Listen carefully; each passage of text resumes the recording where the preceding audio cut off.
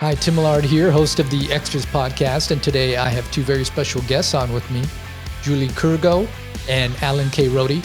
They're both authors and audio commentators. They both have an audio commentary on the new upcoming 4K release of High Noon. It's a great movie. The new 4K looks terrific, and it has a ton of extras on there, including the commentaries from Julie and Alan. Julie, it's great to see you finally and meet you. Vice versa. Hi. Yeah. You know, what's funny is that I've seen your name on a lot of these releases from Kino and from others. And I think we're Facebook friends, and because there's so many people we mutually know. But we haven't had a chance to do anything together. And so I saw High Noon, and it had two commentaries. And that was a little bit unusual. New commentaries, I should say. I thought that was a little bit unusual. And I saw Alan K. Rohde there, which, Alan, you do a lot for them. And then I saw your name, and I thought, Alan, can you reach out to Julie and let's see if we can do a podcast together? I'm so glad you did. Yeah. Nothing better for me than to reach out to Julie, because we did. I will always reach together. Back we out. did a commentary together on Trapped for Flicker Alley that the Film Noir Foundation restored, and we did a commentary. Gosh, is it 7 or 8 years ago? I can't remember. On He Walked by Night. He Walked by Night, one of my faves. One of our favorites, and we had a lot of fun. In fact, when that was over, I was kind of disappointed. All of a sudden, it's like, well, the movie's over. We have to stop having fun. So we could have gone out to lunch. Come on. That's true.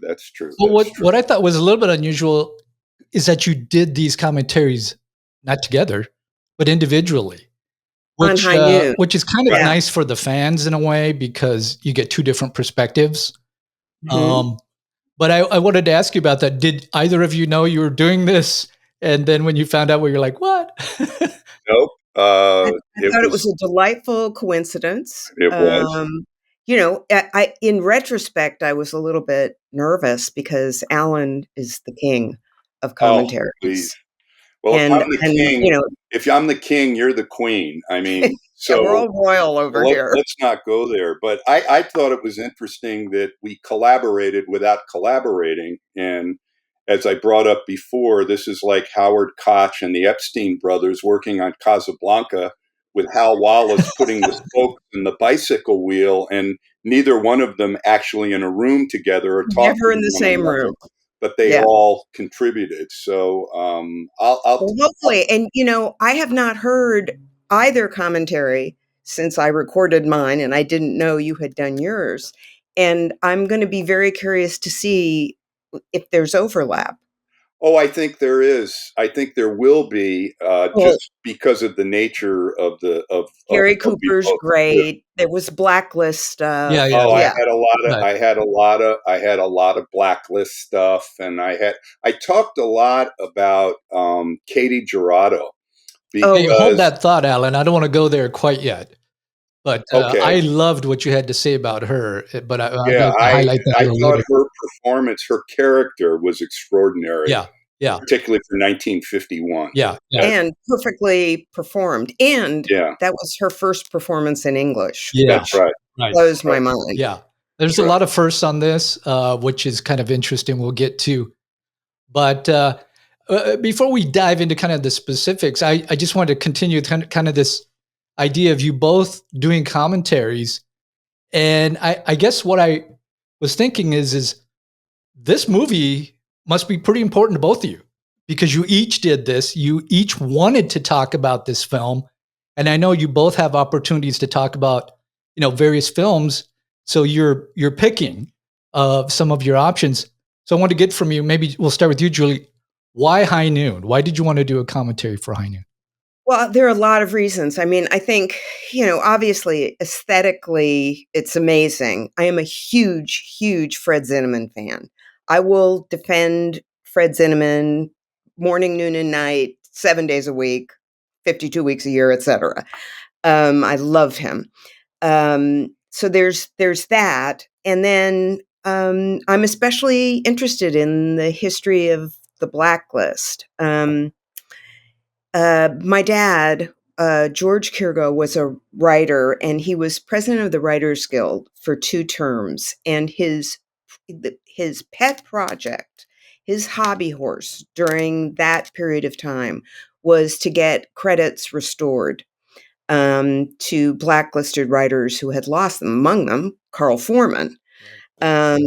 So that, sort of genetically passed down to me, and I'm very, very interested in that period of history. And the crazy thing about High Noon and its blacklist history, but also what it says thematically, just as a standalone film, is so pertinent to exactly what we're going through right now. We're sitting here in May of 2024, and what is on our minds? The potential loss of our democracy. Boiled down, that is the central theme of High Noon. Yeah. And of course, you're a writer, Julie, and you're part of the guild. So recently there was a strike. And I mean, these things, last year there was a writer strike, and there's AI. I mean, there's so many things that have to be done all the time to protect writers, their intellectual property, and That's the right, voice Tim. of writers. So just to give a little background for the listeners. How about you, for Alan? What brought you to this one? Well, this is one of my favorite movies. It always has been. And if it comes on TV, no matter how many times I've seen it, and I think if my life depended on reciting most of the dialogue with the sound turned off, I could probably do that at this point. But like Julie, I'm very, very much interested in the blacklist period. This sounds like a cliche, but some of my best friends were blacklisted. Marsha Hunt, Mickey Knox, a lot of people that were touched by that. Julie Garfield is a close friend. So I have a lot of that history. My mother grew up in Hollywood during this period. So you have all of that. And then the film, I'm also a huge Fred Zinnemann fan. And the film is just, it's one of those films where you could, if you wanted to write a book and say, I want to write the 20 perfect films, this High Noon would certainly be in there. And the casting, all the way from Gary Cooper, who was so much older than Grace Kelly, and Grace Kelly was so inexperienced, but they make it work. You believe It it. works perfectly. And it works Yeah. perfectly. And Katie Jurado, who really a trend-setting character, a trend-setting role ahead of its time. And Thomas Mitchell, Harry Morgan, Lon Chaney Jr., Lloyd Bridges, on and on and on. Otto Kruger, that little bit that he does, where he leaves town and he looks at Gary Cooper and says, "What a waste," And when you see this film, you realize the time in which it has been made. So many things haven't changed that much. Carl Foreman, what happened to him with this film? He was the co-producer and was basically pushed out of it, although he got his writing credit. And ironically, the friendly witness, Gary Cooper, was the only one that really stood up for him and kept him I on the think film. Cooper's role, in general terms, in the history of this film, is remarkable. I mean, he was, in some sense, rehabilitated for me because, of course, what you see a lot of the time is Cooper in front of HUAC testifying. So you think, uh-oh, bad guy, bad guy. But he never named names. He was just a rock-ribbed Republican and a self-styled patriot. But when it came down to personal relations, he was solid. He was great. He was, Foreman in later years would say he was the only one That's right. who really stood by. That's Foreman felt that if it had not been for Cooper and Zinnemann, he would not have even had the writing credit on High Noon. That's correct. And what's interesting, if you read through the transcript of Cooper's testimony, he just did is look down at his feet, kick a pebble, all shucks act for UAC, and they were all transfixed because it's like it's Gary Cooper. And he told them nothing. He just basically said, I don't like communism. I'm not in favor of it, blah, blah, blah. And he told them nothing.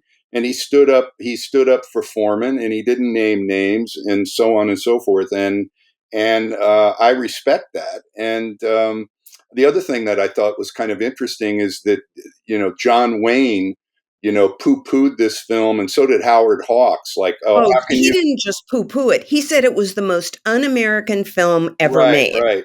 And so then he had to go up and accept Cooper's Oscar for him and say, why can't I have a high noon? Like a little kid asking Why for didn't ice my cream in the agent give middle of me this supper. part? He Yeah, yeah, actually said that. exactly, What a exactly. hypocrite.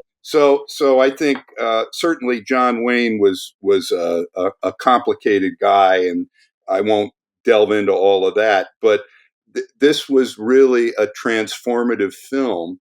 And I guess we can't forget a couple other people, Stanley Kramer, who produced it.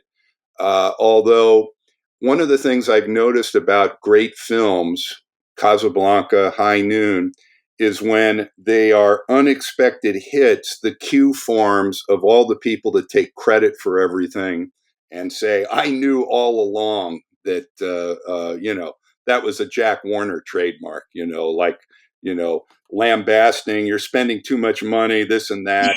And then when the film hit, oh, I knew all along it was going to be great, and so I think you do see some of that in High Noon.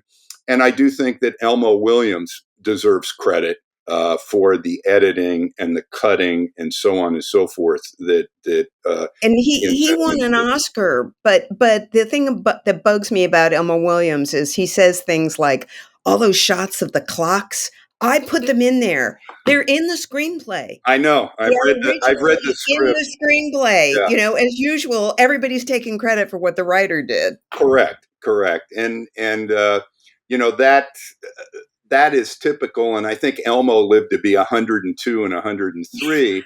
So when you're the last person standing, it's kind of like Kirk Douglas saying he broke the blacklist with Spartacus, like it's a finish line with a tape you run through, which Otto Preminger would argue about that. Yeah, Otto Preminger would argue. Lee Grant would argue about that, who is still with us. God bless her. So, there is a habit with older people when you tell a story so many times. I think you come to believe it, and I think a lot of people in the instances we're talking about it are very sincere, and I don't want to badmouth them or mitigate their contributions, but with legendary films, legendary stories about the making of the films do take on what someone used to say to me when I was in the Navy, like, what's the procedure for this? And I'd say, it's done in accordance with established folklore. And so there is some of that associated with High Noon, but that doesn't take away the fact that it's a great film. It's an iconic film, to use something that's become beyond a cliche, and it also validates my only rule about movies, and that is, if it's a movie and Harry Morgan is in it, it's always worth watching. I agree. Yeah. Hey, I wanted to go to the writing itself and Carl Foreman, because I know that in watching a number of the extras that were on this release, in listening to your commentaries, and just an overall kind of academic breakdowns of this film, you can't not talk about the Blacklist. But setting that aside for a minute, I just want to talk about the movie itself. If, and I know you can't separate it because the writer comes back and puts that into the storyline, but he did have a draft maybe that really got Fred Zinnemann interested in this, that maybe didn't have as much of that kind of linkage, but I think it probably still had this concept of time, real time, and other things that when Zinnemann read it, he immediately gravitated to it, said, this has the potential at least to be a great film.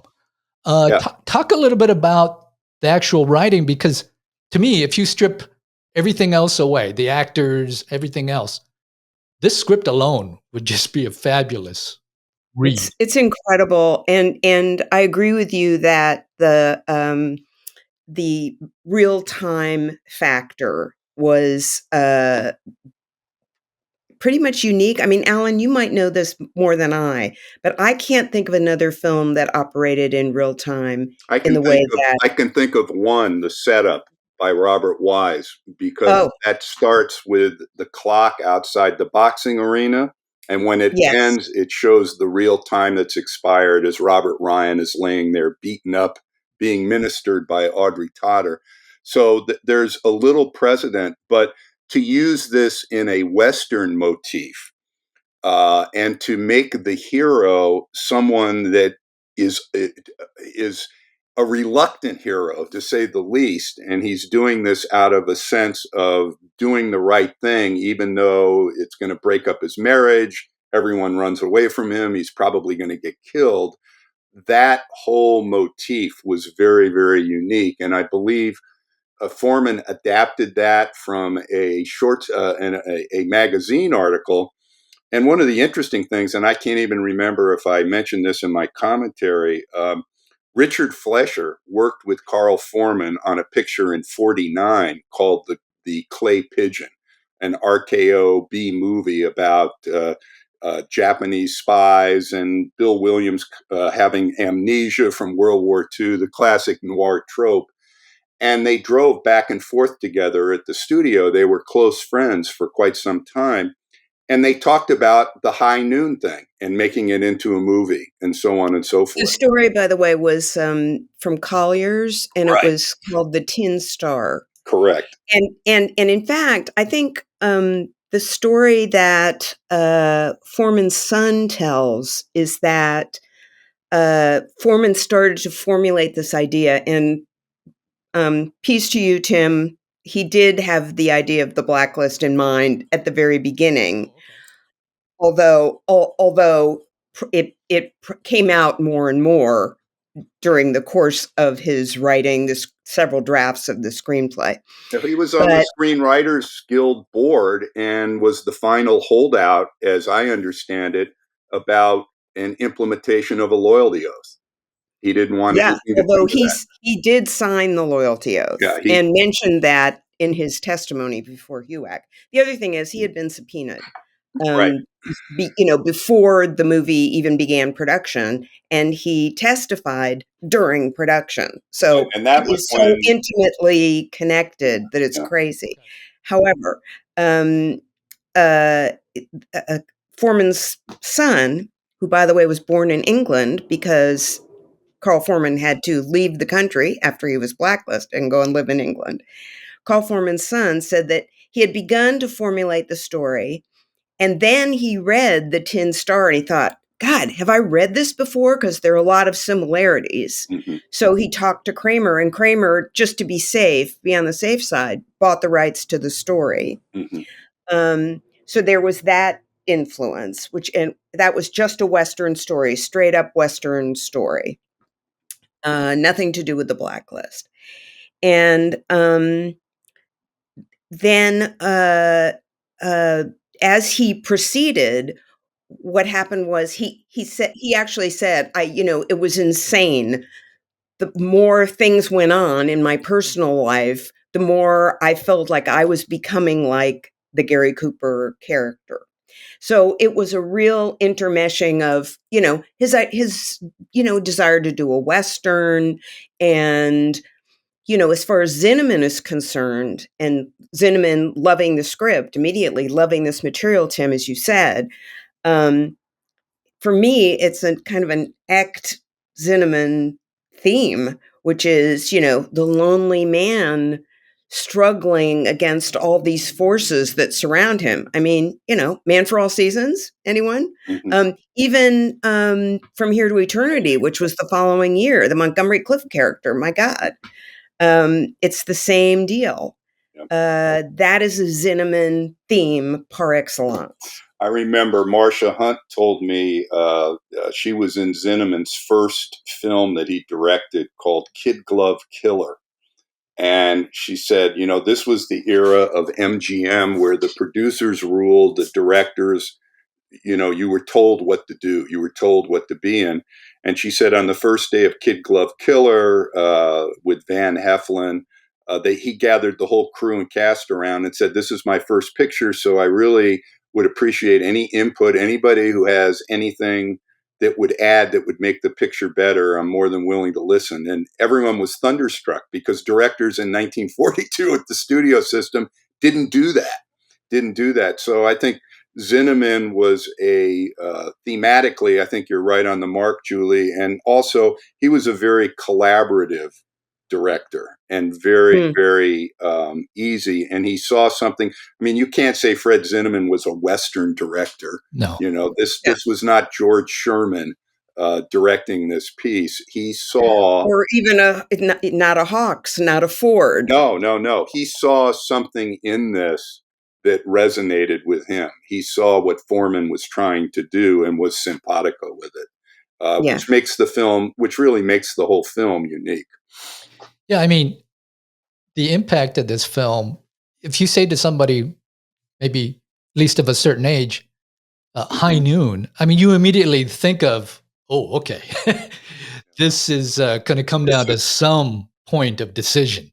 If you say in a corporate meeting or some place or in politics, hey, High Noon, that means we're going to have to make a decision. We're going to have to make a moral stand on something.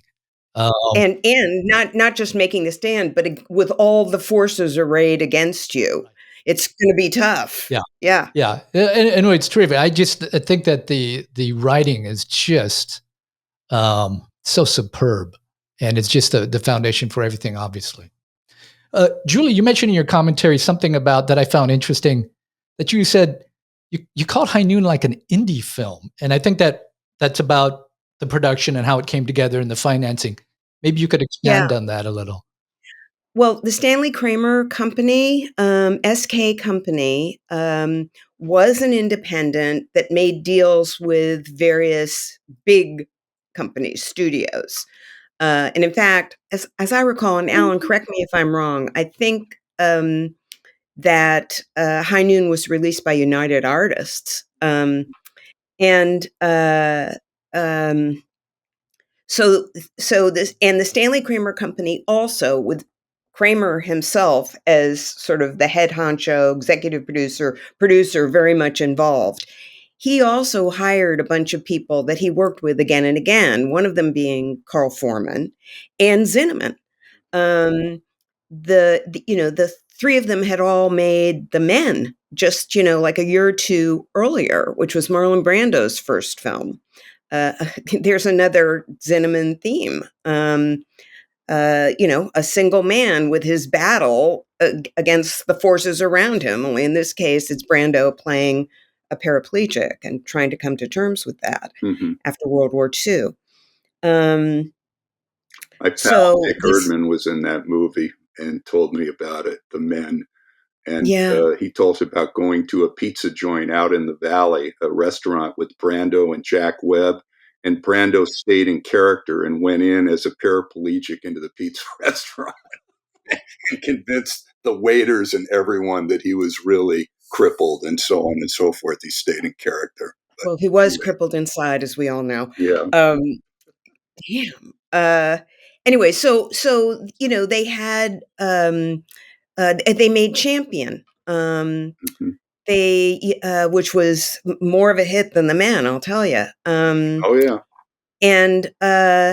so High Noon, in a way, was almost like an afterthought. It was the last picture that they owed to United Artists at the time, and it had no budget. Its budget was under $1 million, and that included $100,000 just for Cooper. And that was Cooper taking a major cut in his salary. Yeah, Cooper had post World War II. He had made some films that weren't very successful. Bright Leaf, which is an interesting film that Curtiz directed with Patricia Neal, and he was also in this torrid love affair with Pat Neal. I don't know whether he had moved out of his house at that time, but he wasn't going to divorce his wife, Rocky, and vice versa. So his personal life is rather tumultuous, and he needed a hit. I mean, he needed High Noon, and obviously he saw something in it. In fact, if memory serves, Zinnemann did a week or 2 weeks of rehearsal, and originally Gary Cooper wasn't there because his contract said he didn't have to come to rehearsals. And they had the cast and the crew offline. Zinnemann was rehearsing them, and I don't think anyone was being paid. And they all participated. When Cooper found out they were doing this, he joined the rehearsals because he was the star and he wanted to be part of this, and he didn't care whether he got paid or not, which kind of speaks to his character and his belief in High Noon. Well, I have a question for you guys on that. Because when I'm reading about it and I'm listening to your commentaries about this film, the budget's low, but was it low compared to the other Kramer productions, or was that roughly his budgets? I think it was in line with his budget. So of course, it's not like, oh, this is my last film, I don't want to overspend on this. He still believed in the project. He just didn't have that much money. He just had his budget there. In it. I think he believed in it, Tim, but he also had a lot going on. He had signed this deal with Harry Cohn, okay, to make pictures and release pictures through that. This was a result of Champion being a big success. And, Harry Cohn, always with the eye for a bargain, but Harry Cohn wasn't going to throw millions of dollars at anybody. Harry Cohn threw nickels around like manhole covers. So the budgets on these films were going to be, $1 million, $1.5 million, maybe 2 million, something like that. But then on the other hand, Harry Cohn paid the highest price for a property for a play ever paid for Born Yesterday, because he believed in it, and he actually outbid Louis B. Mayer and MGM for Born Yesterday. So, obviously Harry had his moments, but I think Stanley Kramer, when all of this stuff happened with the Blacklist and everything, and Carl Foreman, and there's a story that I tell in the commentary that when he basically signed and got his payment, and they broke up their company because Stanley Kramer and Carl Foreman were partners in this production company, and they broke it up. Foreman walks down Vine Street to the Brown Derby to have a drink, and who's sitting at the table? The UAC investigator Bill Wheeler and Lloyd Bridges. So, it's kind of like, how do you like that? If that didn't drive home to Carl Foreman the situation that he was in and others were in, that you have to break up your partnership because of the Blacklist, and then you walk down the street and one of the leading people in your movies is sitting in the Brown Derby having a drink with the UAC investigator. So but it just to be, I want to be clear about this. Lloyd Bridges was he was also under investigation, wasn't he? Yes, he was. And what he did was Lloyd went to this attorney named Martin Gang, who was famous. He was the guy who would clear people. And what Bridges did is he had a private session with Wheeler in Lloyd Gang's office on Vine Street. And Glenn Frankel was nice enough to point me into the archival direction of that. In fact, Julie, I think we talked about this when you and I did Trapped, did the commentary on that, and we discussed this. And Lloyd was put in a position where if he wanted to work, he had to name some names, and he did. And he got cleared, and he continued to work. And a lot of people didn't know that at the time because Martin Gang was the lawyer that kind of cleared people. And I think what made Carl Foreman unique was the fact that he got cleared without naming any names eventually. And he was one of the few, I can't think of anybody else that was able to do that limbo dance that he did. And it's too complex to go into here, but Foreman never named names, and Bridges did. Yeah. By the way, you mentioned Glenn Frankel, and I just want to say, great book by Glenn Frankel, all about High Noon. And the subtitle is The Hollywood Blacklist and the Making of an American Classic. Right. So Well, there's Great there's book. Highly recommended. yeah, there's Glenn Frankel. There's also Michael Blake, who wrote a book on classic westerns that includes High Noon. And I thank these people, Larry Supler, and of course Victor Navasky, who wrote the essential naming names. So there's a lot out there where you can put the pieces together on how High Noon was made, and also folding in the different stories from the different principals as High Noon became a hit, and everyone lined up to say, "Oh, it was." Everyone wants their piece of the pie, and everyone wants their time in the spotlight, and that's a very human thing, and I understand that. Well, I did want to talk about the financing because I find the business part of these things pretty fascinating, especially when it leads to a classic, iconic Western like this. It's from a company that I don't think was known for making Westerns. They didn't have huge budgets. It comes from a director who's not known for Westerns, a writer. I mean, there's just so much, and yet It's a socially conscious, I'm putting big quotes around that, film with that kind of theme. And the creators, the filmmakers, all had an interest in that, for sure. So they just now are working in a genre that they're not known for, but they bring those talents and those insights. And those obsessions. Yeah, those obsessions. Yeah. I think the other thing that's interesting is you had mentioned that, Tim, that it was distributed by United Artists. Originally, Stanley Kramer took it to Harry Cohn and was going to have Columbia distribute it. And Harry Cohn looked at it, and it didn't have the Tiomkin score and the text sort of thing. And he thought it stunk. And he passed on it. And then later on, when Zinnemann was with Cohn in Hawaii, making From Here to Eternity, saying, "Harry, you certainly screwed up. You could have made $5 million," and just tweaked, because what director didn't want to make Harry Cohn suffer a little bit? Right. So, yeah. He did that. But of course, Harry Cohn, with all of his crudity and the horror stories about him, his studio during his tenure made money every year. He was a really, what Zanuck called a picture man. He was a picture He was man. A really good picture man. And that's why I admire, to a reasonable extent, Harry Cohn and the Warners, because a lot of times they operated off their gut. They risk everything that they had made to make movies. And, the problem with the picture business now, as I see it, is the people who are in the picture business aren't in the picture business. They're in some other business, like the leverage buyout business or the pay down debt business or something, but they're not in the business like the old timers were of making movies. That's the business. Yeah. So it's completely different.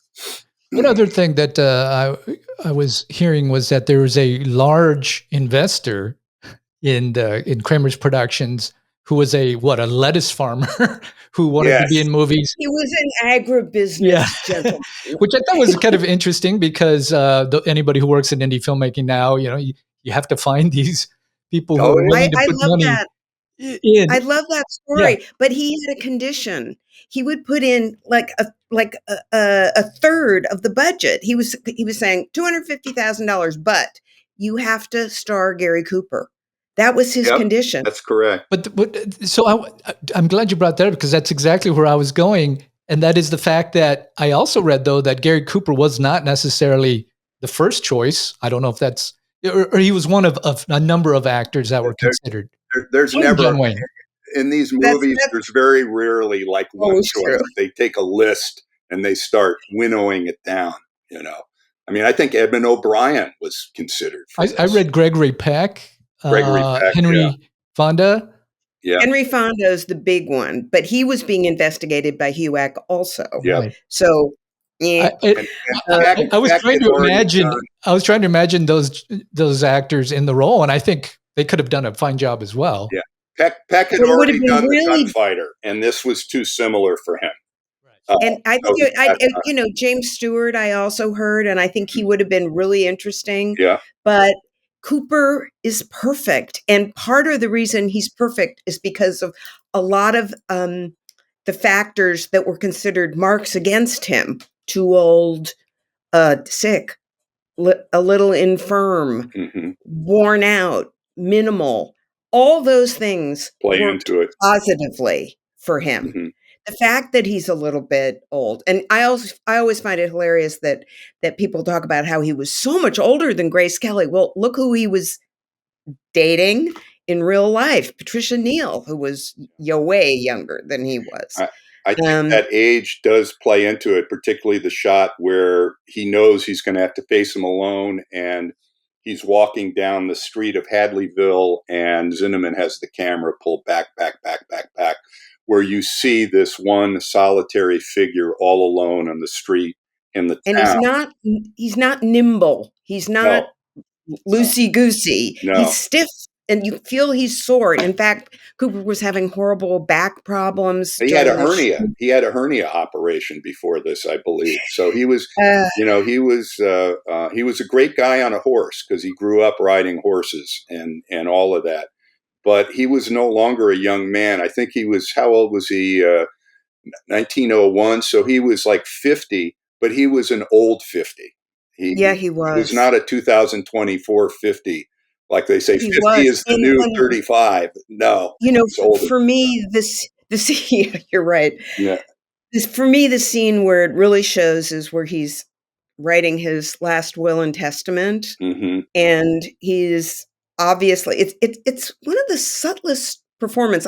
Some people say it's wooden or he's not giving us anything. That is an actor who knew how to play for the camera, and to me, the subtle play of emotions on his face as he's doing this, it's like he's steely, he's determined, and then his despair and his fear, he lets them somehow show. He's not sobbing. But He's he lets us see that his courage is grounded on terror. Well, Um, I that's real courage. if you want to know about Gary Cooper, talking to other actors who worked with him, I remember I did a show with Richard Anderson, and I said something about Cooper that was not praiseworthy. It wasn't negative. I thought he was going to hit me. He said, "Do you know, Alan Rhodey, the reason I became an actor was because of Gary Cooper." And he went on to say, extol Cooper. And then Ernest Borgnine told me about Veracruz. And he said, one of the greatest thrills of my life was trading lines with Gary Cooper. He said he was so good, so great, so underrated. And the other thing about Cooper is that he was kind of typed as a movie star rather than a very effective movie actor. Mm. And Dick Erdman told me he was in uh, a theater troupe. I think it was the Carthay Circle Players, and they would do all sorts of improv and with people like Akam Tamaroff, and I mean really serious actors. And that Cooper would come there and work with them with Pat Neal. That was when he and Pat Neal were going together.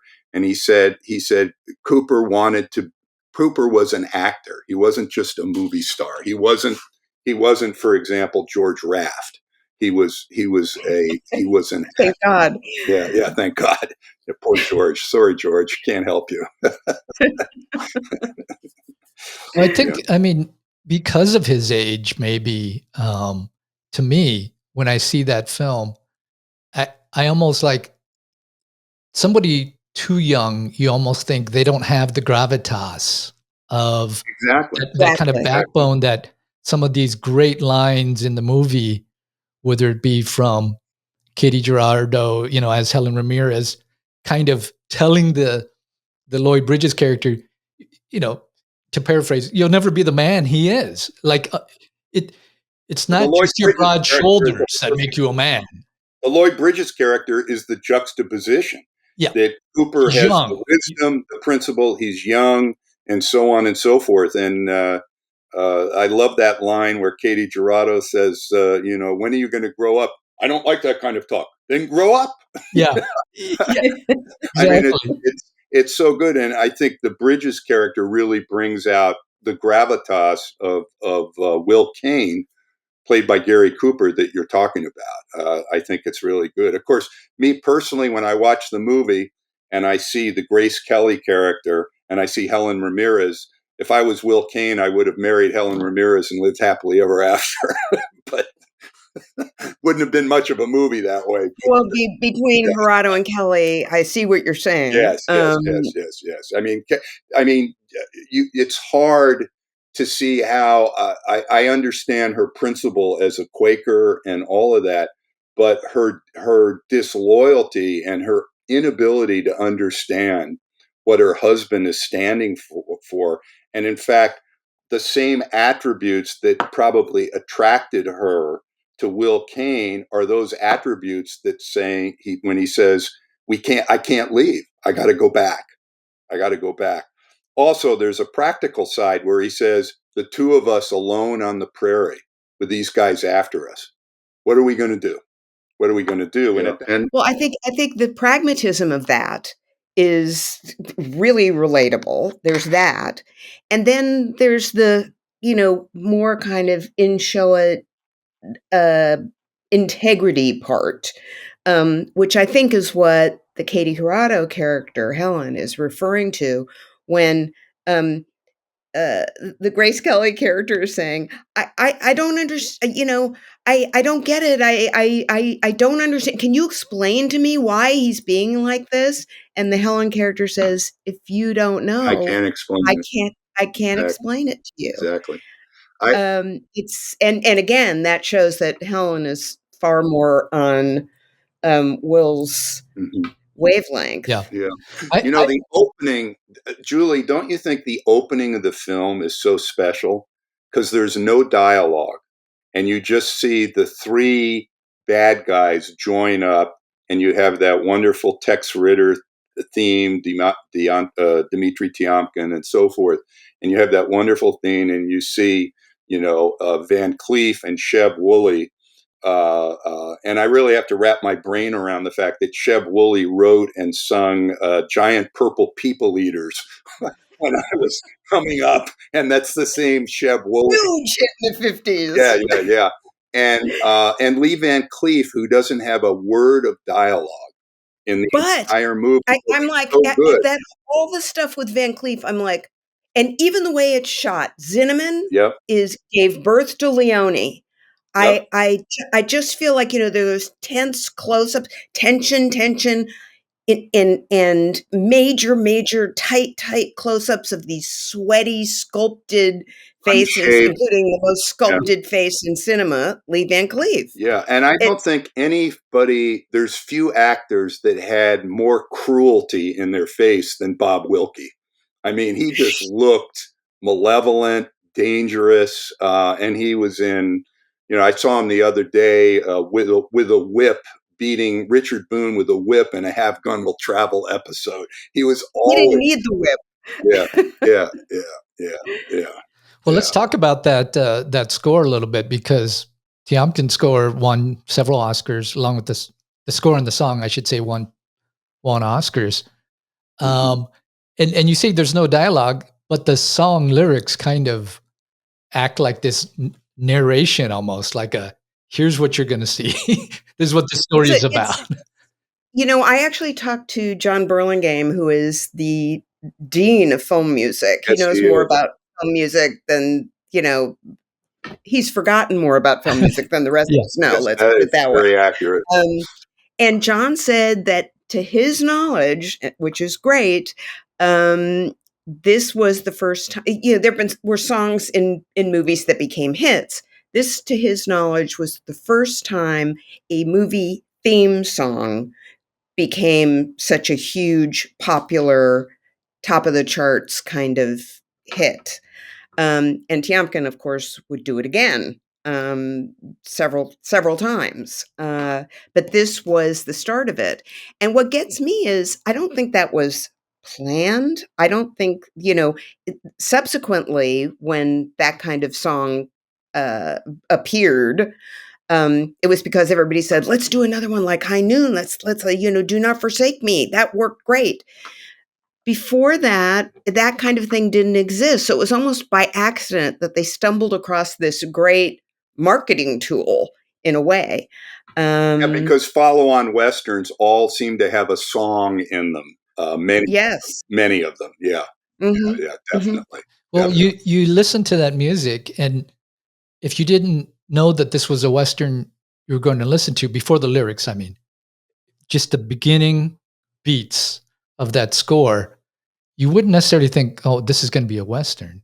If you had your Well, I eyes think it was closed. going to be something, a thriller maybe, Yeah, or it has something like this. that. I don't know what that sound is, what he used, but to create that. But then when the lyrics and stuff come in, then you and of Well, course the the sound, images of the writers. the music cue for so much of that has to do with the clock. It's synced to the clock at dung, It is. dung, dung. It's perfectly synced to the clock. And then the other cue that Tiomkin wrote is the kind of the Helen Ramirez music cue. Da da da da da da da da da da. And Katie got her own music cue in that, which I think She was deserved it. appropriate, and she deserved it exactly. So, yeah, and I think you don't know it's a Western until you have Tex Ritter start singing, and then you know it's a Western. Uh, Although remember that the first person who appears on screen is Lee Van Cleef. that's right. So in retrospect, we certainly know it's a Western. Yeah, Lee Van Cleef said near the end of his career, I think it was he was on the Johnny Carson show, and he said, "Thank goodness I had beady eyes." He had beautiful, kind of like almost quasi Asian eyes, Yeah, we had long, he had those high exotic, Yeah. cheekbones, and but those cheekbones. What a tartar. yeah, and his career really is interesting because he kind of dried up and in the 60s. And then Mickey Knox said he was at the Polo Lounge drinking on the cuff. He'd been locked out of his apartment. And Sergio Leone was in town and saw him and said, "I want to use you in that." And that jump started his career again with all the spaghetti westerns and so on and Hmm. so forth. So there's something to be said for hanging out in the Polo Lounge, at least in those days. I, I will say Zinnemann must have liked him because, in 53, he put him into From Here to Eternity. Small part, Yeah. but he's noticeable. Oh yeah. Oh yeah. Well, yeah. Directors in those days. I remember Peter Bogdanovich saying, "Boy, it was so much easier to work with Ford than the days of Ford and Hawks and Hitchcock." He said everyone was under contract. You didn't have to deal with 12 different agents and deals, and I want my stills to look like this, and so on and so forth. And It all got taken care of. yeah, it's Yeah. all it was easier for direct. Plus the fact that the actors, if you're under contract, unless you were a big star, this is the movie you're going to be in. You had very, very little leverage. So I think it's much better for the actors that have control of their careers. But from the director's perspective, I think it's gotten a lot harder. You know, so Well, you mentioned the clock, and that made me think of the cinematography on this, and cinematographer Floyd Crosby. Maybe you could talk a little bit about that because I think that's such a huge part of what makes this I'm different Western.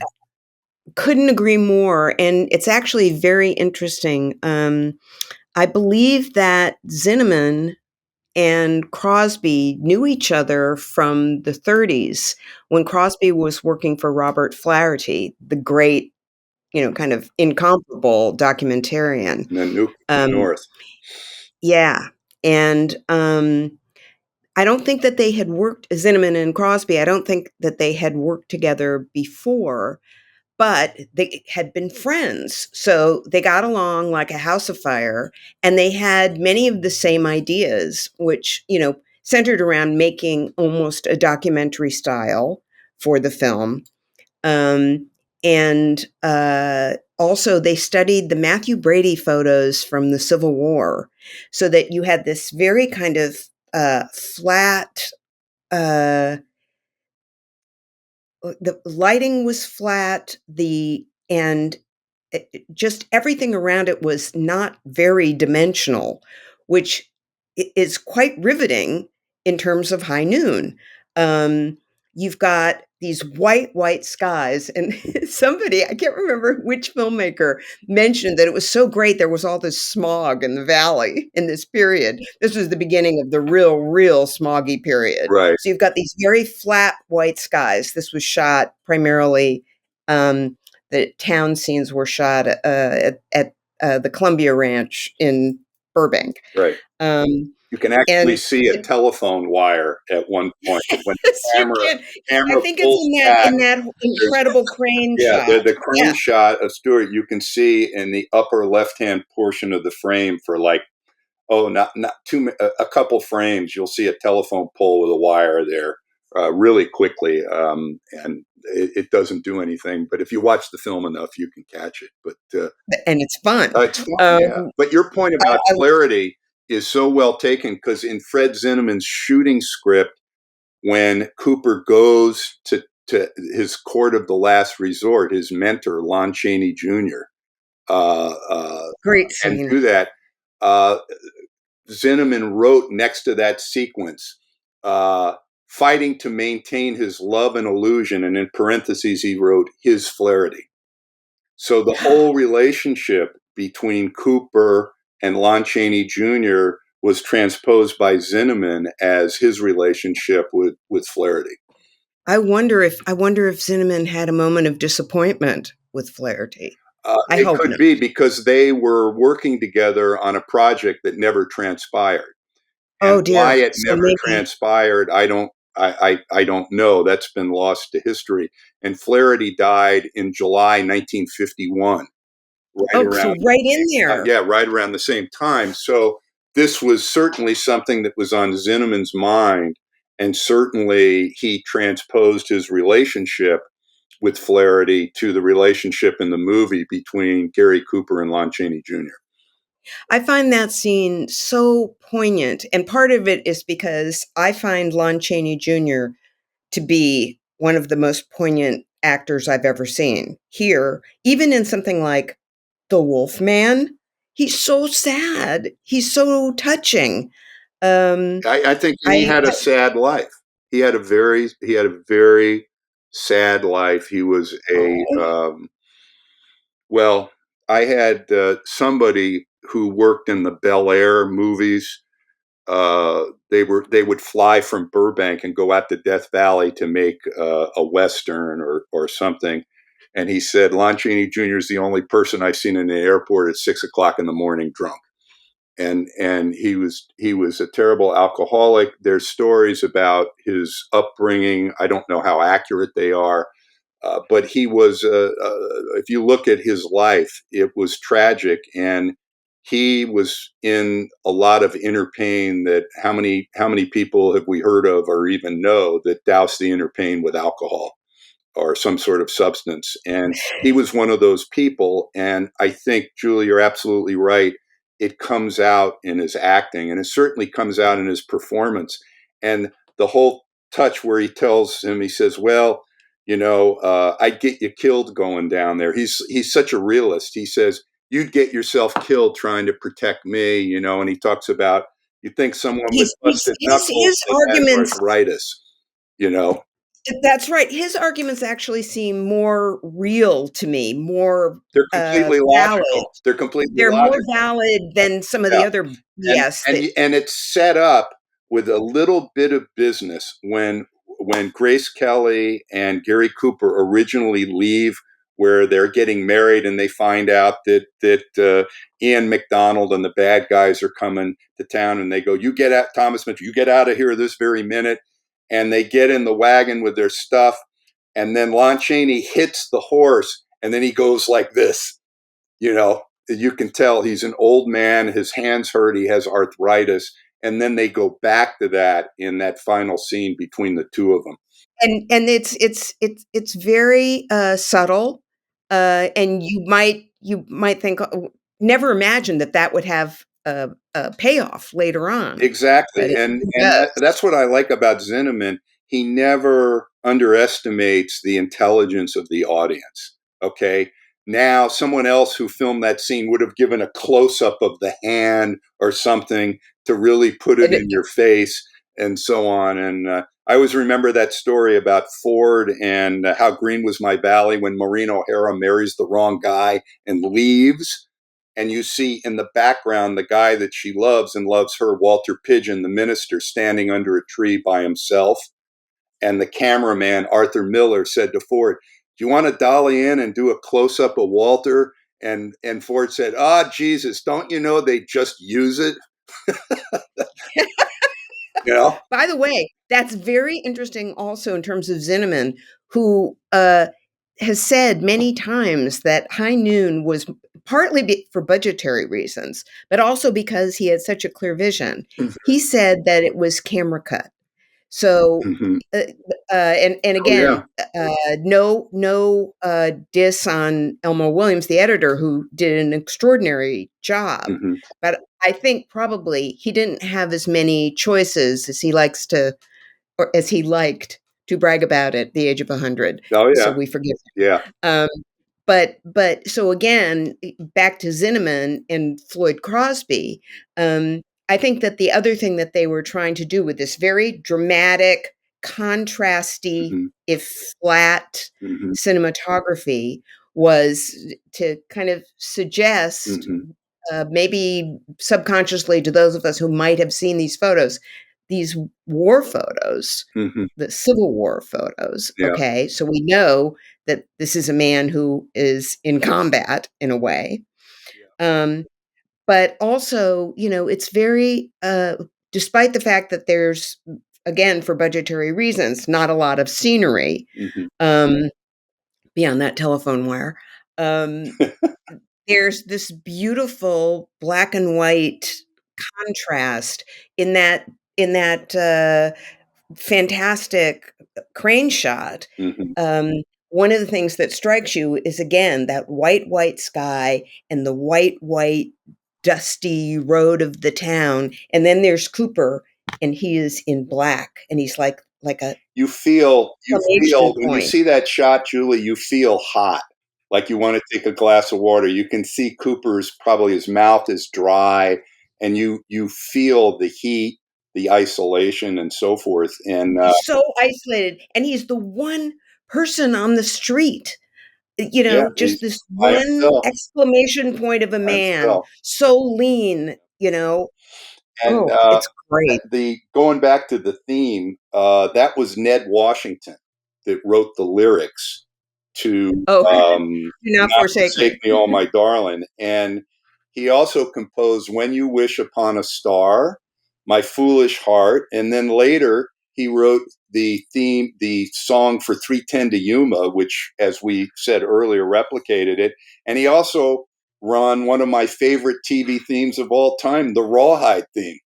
I mean, The guy was a genius, yeah, clearly. he was great, and of course Dimitri Tiomkin, who I met as an infant because my grandfather was a composer and I was like a baby, and my mother he actually like either held me or something at my He grandfather's dandled wedding. you. My grandfather already said about Dimitri, very talented, but did not suffer from ego deprivation.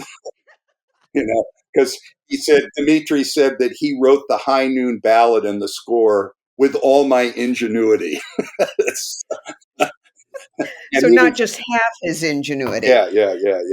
And the song was released. The ballad was originally released on a record, and it was not sung by Tex Ritter, but Frankie Lane. When the Oh, song that's was originally interesting. released, and so on and so forth. And so, and I found in Tiomkin's book his memory of the sequencing of events, and the credit once again was out of sync with what the facts were. But the version of the record. The film went into general release, I think, in June of '52, and I'm looking at some notes here. And July 30th, 52, and a record of the version sung by Ritter was released on June 21st, and the version the great Frankie Lane sang was a week later, in a month before the film. Okay, So so which they were one all was? they were all released kind of almost sequentially, but Do we know which one was charting? Which one was the big? I think the one with Tex Ritter was the one that charted because it came with the film. And I will give Stanley Kramer credit. He loved the ballad, and he was the one that said it needs to stay in the film.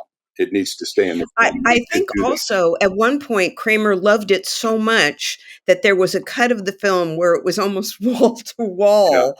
And somebody saw it and said, enough with the song. And Kramer suddenly thought, oh my God, I overdid it, and had it recut with less of the song. Yeah. And Tim, I hope you don't mind one tiny piece of strange trivia. Sure.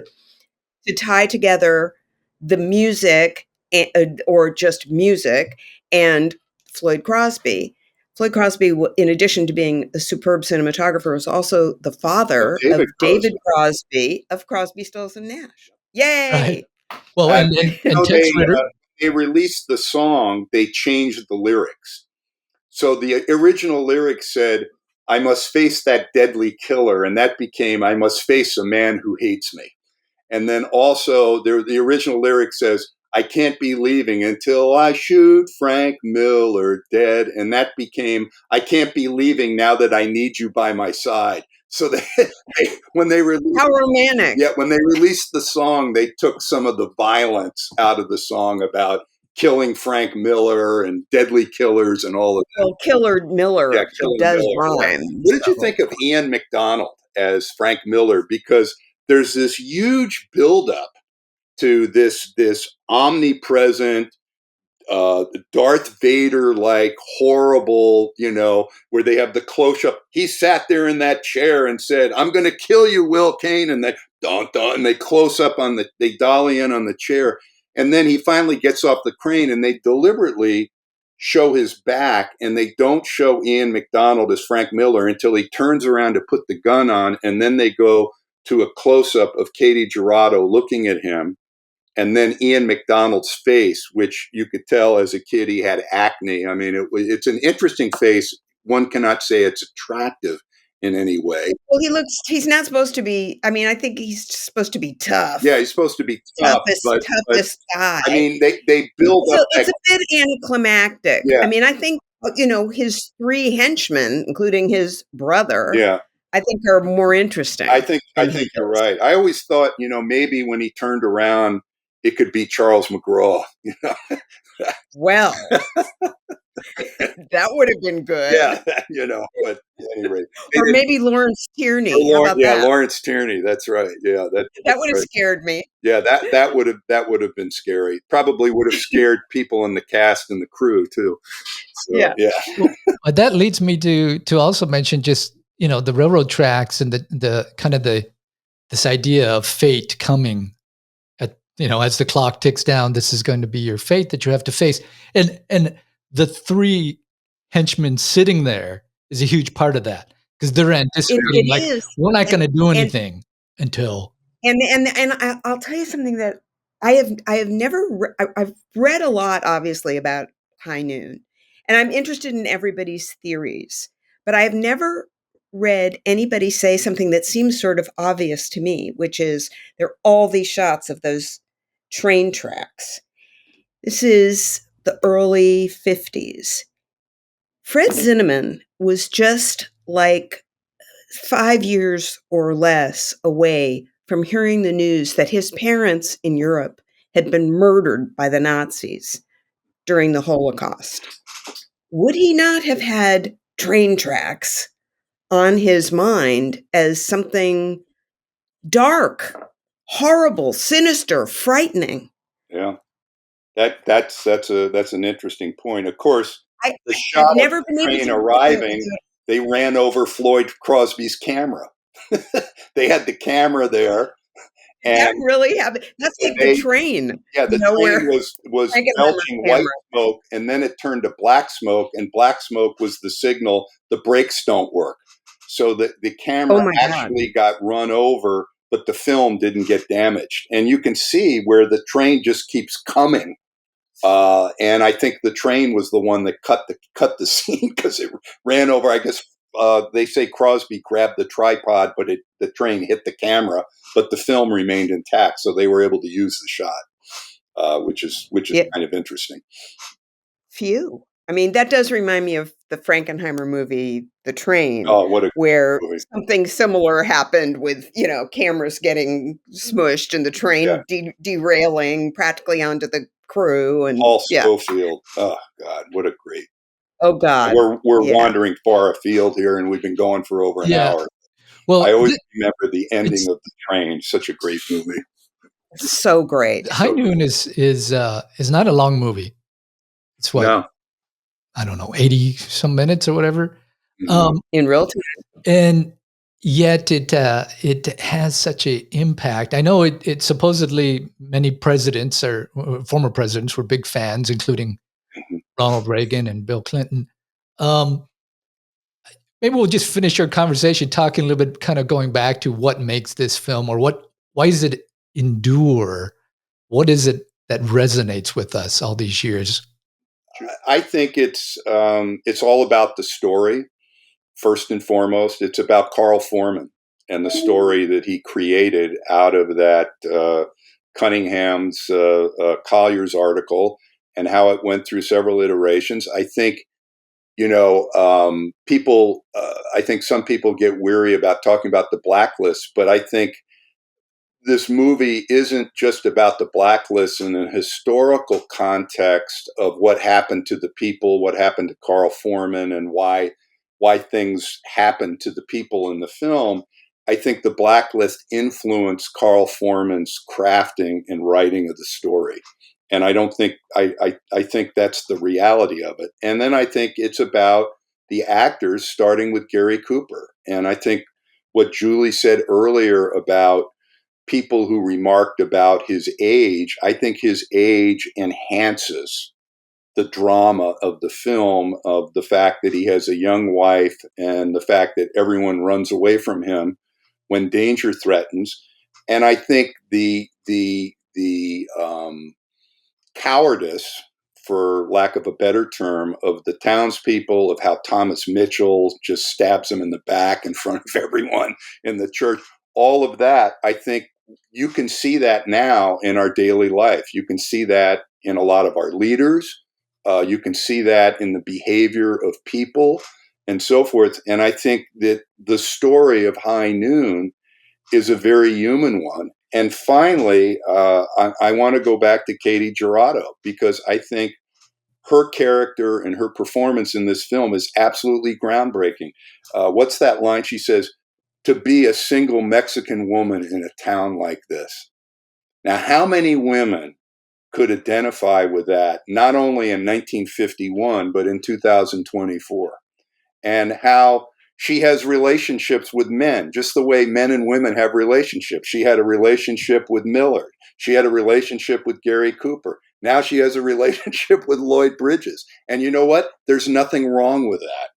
That just I also kind of like the way it's on her terms. And when exactly. she's through with She has them, her own business, and she gets the storekeeper who goes she up the doesn't back just have stairs. a business. It's almost like one of the things that I find so astonishing is the suggestion that, to a certain extent, she is the commerce of this town. She Exactly. has a And she has the store, saloon, and has she a has the saloon. store. Exactly. Does Exactly. any man in town have as much as she does? No, No. And no. she's very fair and very nice with all the men. Yeah. Well, she's And tough. they She's kind of tough. respect her, even though they're kind of racist. Yeah. Well, they are racist, and when Cliff Clark comes and he's the silent partner, and he says, Miss Ramirez, you've treated me fair. My wife. And And then then, Katie yeah, Jurado arches her eyebrows, and then he immediately walks away from that because he knows. Because I'm sure the white women in the town treated her like she was second class or low down or a tart or something. and also the fact that this guy, I think the guy suddenly thinks to himself, "Oh, I can't mention my wife in the context of this woman, Yeah, and yet I exactly, almost did. exactly. Whoops." It's But it's a sick. completely business-like relationship. And the other relationship that's really curious to me that I thought about is the relationship of her factotum, that old guy who sits outside her room and consults with her and does this. Do you want me to take on Miller? He's willing to put his life on the line for her. and he's this old guy. And I watched that performance, and I said, they used to be lovers. They used to be lovers, and that's why he is faithful to her. And he was like a long ago lover, still her slave, or something, and he's there, and he loves her, and he's willing to be serve her, and be. He's almost like Eric von Stroheim in Sunset Boulevard with Gloria Swanson. He's You're there, right. he's No, there you're right. to be the factotum, just so he can still be near her And watch over and her. watch over her. Exactly. And I thought that was there's so many nuances in this film that are Little so things. subtle and so mature for a 1951 film. I mean, this is not a Warner Brothers Western. It's And not. absolutely right. And I think a lot of people, even those who are not crazy about the movie, acknowledge that it is maybe one of the first revisionist Westerns. Yep. It is not, it's at first glance, you think, oh, the bad guys are coming to town and the sheriff has to deal with them. Well, that's a classic Western story. Well, of course, that's not what this is. No. And I think the turning on its head of that cliche is one of the great strengths of the film. And I think, as we were saying before, and as you said, Tim, it shows, I was going to say it attacks, but I think it's a little more grown up than that. It demonstrates very clearly the complacency of a community Correct. and what could potentially happen. The ending of the film is dark, dark, dark. The hero basically says, to hell with you, to the people who, in a way, he has saved from this one threat. But is that town going to be any good when he leaves? No, I think they've shamed themselves. Julie, I think you can make the argument that High Noon is noir stained. It sure is. And It the sure fact that is. Westerns really changed after World War II with Blood on the Moon, The Gunfighter, and then you also Pursuit. had the Tony Mann, James Stewart Western, starting with Winchester 73.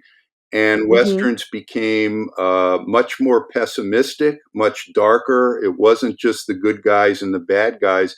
And it kind of replicated how the gangster movies of the 1930s became film noir, where your protagonists didn't necessarily follow the law, and it wasn't just the good guys and the bad guys, and the cops were also could be corrupt and venal and so forth. And I think this was acceptable in part because this was the era when people were coming back, and I mean, many folks obviously were literally coming back from the war, but even those who hadn't been overseas, who hadn't been fighting, were also coming back from the experience of living through that period. And whatever the kind of sparkly, shiny, here's your brand new refrigerator kind of idea of the 50s that exists out there, it was actually a period where there was a lot more doubt and worry and concern. And I think, the fact that we were in the midst of this whole blacklist period where, who do you trust in the government? Remember that the blacklist was conceived and carried out by our government. Well, yeah, but the government wasn't the ones that blacklisted people. The people who blacklisted were the studios, were CB Yes. Hill, were all these other people, were the sponsors in early television. They were the ones, and it was all done the same They were way. being intimidated. The same way the citizens of Hadleyville were scared and wouldn't step up to do the right thing. This And parallel with the it's blacklist of the producers, the studios, sponsors, business people, all of that. It replicated but all what being was going on. harassed. They were all being harassed and harried by these forces in the United States government. McCarthy was a senator. And the Red Scare, and let's go out and get the commies, which sometimes just meant, oh well, you signed a pro-labor petition back in the 30s, you're a commie. Mm-hmm. I mean, it was crazy. Mm-hmm. And the fact is that I personally can hear some echoes of that today. And I think that is another mark of a really great movie, Tim, that it can persist. Its force field, in a way, travels through time and remains powerful. Well, it over is a decade film after that decade. it certainly is a film that has stood the test of time, and it resonates as much today as it did then. And I think that's the definition of a classic. And it's not a old movie, particularly to people who haven't seen it. And as I said at the beginning, no one says that's an old Mozart concerto or that's an old Da Vinci painting. There's no such thing as old movies. There's great movies. There's good movies. Classic. There's movies that aren't so great, but there's no such thing as an old movie. And High Noon is not old. It is as topical and fresh today as it was in 1952. So there you have it. Okay. Well, thanks so much. There's so much we could talk about, and we have gone over on this film, but thanks so much for coming on the Extras podcast. Absolutely. And sharing all of your opinions Thank you, and Tim. insights for this film. And I highly recommend both of the commentaries that are on this new 4K coming out from Kino Lorber. Tim, So, thanks for thank you. having us. And I really have to Thank say you. your program, The Extras, does a really great job of digging down into films like this. And I can't right now think of another podcast that does it so well. So thanks for having us both on. It's nonpareil. Thank you. And so much fun. Thank you. And I got to see Julie again. Yay.